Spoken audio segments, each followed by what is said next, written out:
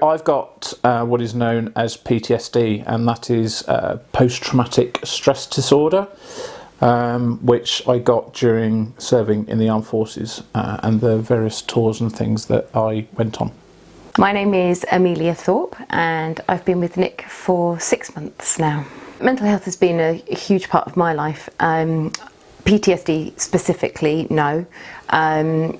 But I've had my own personal journey with mental health, and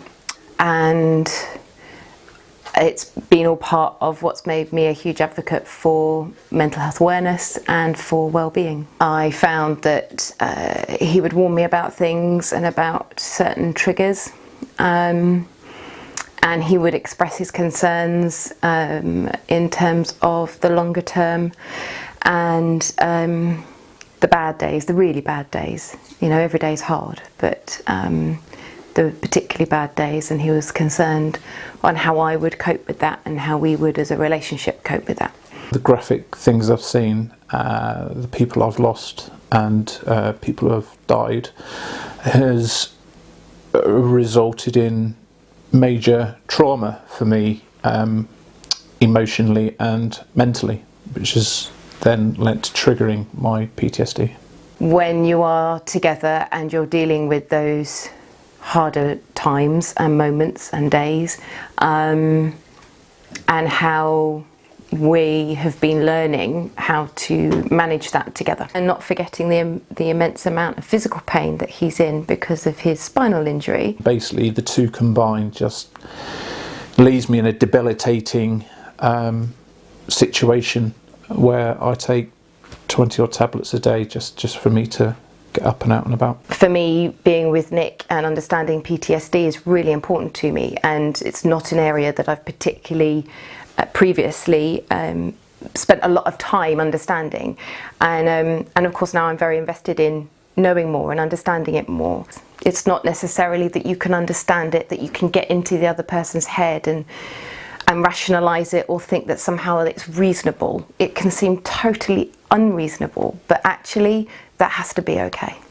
We need to be both physically and mentally healthy in order for us to be at our peak performance. I can be one of the most difficult people when I'm having a bad day, and she is there with support every day, and she's just taken it in a stride, and I could never ever repay her for all that she's done so far. You've got to look at those people around you and what they are achieving every day. What I've been learning more by being with Nick is how important it is to communicate and to be honest. And I think we kind of take turns, you know, sometimes it's me that needs the hug and sometimes it's him that needs the hug. And I think that that's how you have to stop the loneliness. People don't want to know it's a dark day. They don't, you know, that's quite scary. So then it's really important to know who you can share that with and who you can say that to, so that you know in those moments that you're not alone.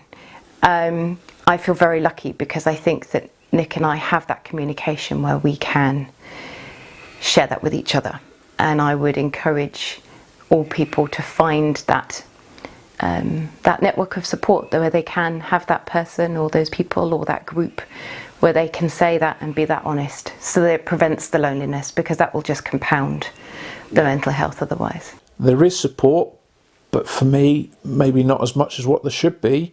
I think more of that needs to be available and more of that needs to be out there, and I think that comes again through what we're doing here today, which is actually talking about it and encouraging people to talk more and to reach out more. Partners of those who've got mental health are, for me, unsung heroes. Kind of dance around it, you know, every day we dance around it. It's there. But how that informs us and how that defines us is up to us.